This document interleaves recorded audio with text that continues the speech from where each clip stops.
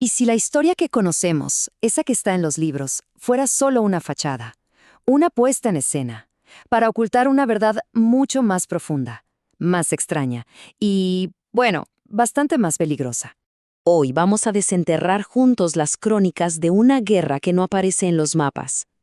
Una que se peleó en las sombras mientras el Imperio Romano creía ser el dueño del mundo y que en realidad definió nuestro destino. Soy el narrador, y esto es Crónicas Olvidadas. Muy bien, vamos a meternos de lleno. Pensemos en el primer siglo. Inmediatamente nos vienen a la cabeza imágenes de césares, de legiones, de la famosa Pax Romana. Pero, ¿y si les digo que bajo esa capa de mármol y orden, algo muy antiguo se estaba moviendo?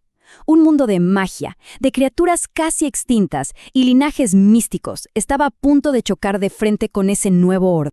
Y es aquí donde nuestra idea del tiempo se empieza a retorcer. Mientras Roma avanzaba, sus legiones no solo encontraron resistencia celta en Britania, no, descubrieron algo mucho más viejo y aterrador, los Fomori, a quienes apodaron los hombres huecos, y al mismo tiempo que se escribían textos mágicos que iban a cambiar el mundo como el famoso Corpus Hermeticum, otras formas de lo arcano simplemente se desvanecieron, para siempre.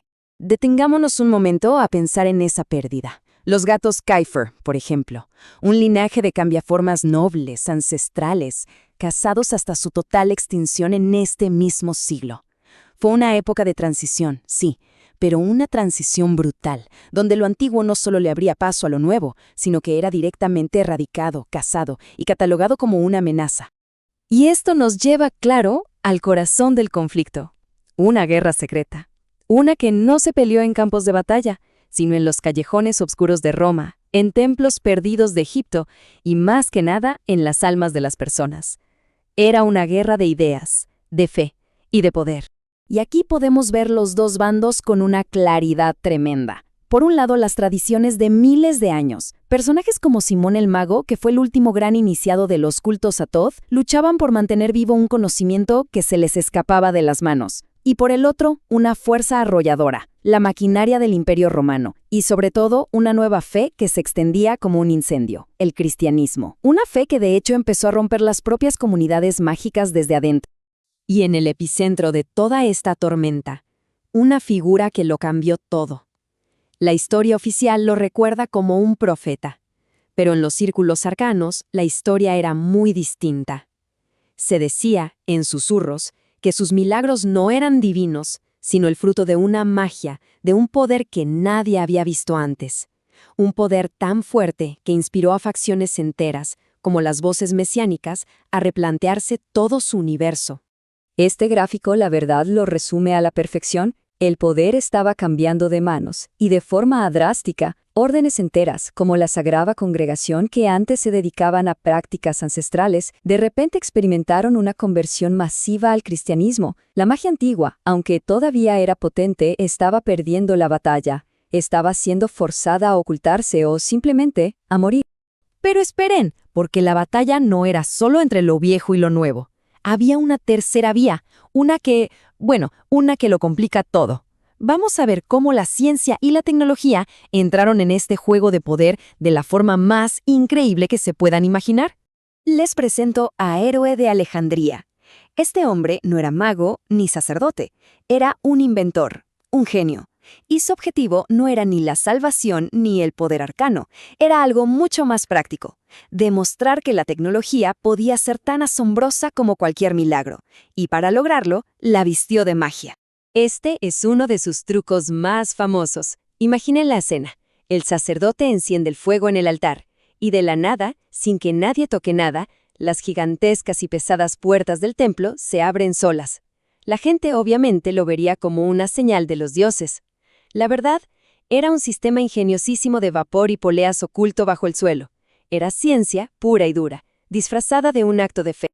Y no se quedó ahí, ¿eh? Creó teatros enteros de autómatas, máquinas que te daban agua bendita al meter una moneda, maravillas mecánicas que para la gente común eran imposibles de distinguir de un hechizo. En esta guerra secreta, Héroe demostró que el ingenio humano podía competir en asombro con cualquier dios o demonio. Entonces, la pregunta clave es, ¿Y todo esto por qué nos importa hoy? ¿Qué relevancia tiene esta historia oculta? Pues porque los resultados de esa guerra silenciosa del primer siglo siguen resonando hasta nuestros días. Este siglo definió el futuro de todo lo oculto. Linajes enteros, como vimos, se extinguieron. Otros, como los hechiceros herméticos, sobrevivieron, pero tuvieron que adaptarse, fusionando su magia con la teología cristiana. Fue aquí cuando nació la idea de preservar lo arcano, no por poder, sino por pura desesperación. Y mientras todo esto pasaba en el mundo conocido, otras fuerzas, nuevas y antiguas, se movían en otros continentes y en otras dimensiones, preparando el tablero para los siglos que vendrían. Al final, lo que esta crónica nos deja claro es que la historia no es una verdad escrita en piedra, es una narrativa. La que escriben los que ganan, los que sobreviven para contarla.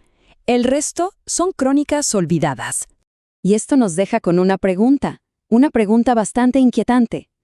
Si una guerra tan fundamental para nuestro mundo pudo ser borrada de los libros, ¿qué más no sabemos? ¿Qué otros monstruos, qué otros milagros, qué otros magos están ahí, esperando en las sombras de nuestro pasado, a que alguien los descubra? La búsqueda de la verdad, como ven, nunca termina. Para seguir desenterrando estas historias que se esconden a plena vista, la invitación está hecha. Suscríbanse y acompáñenos en el próximo viaje hacia lo desconocido.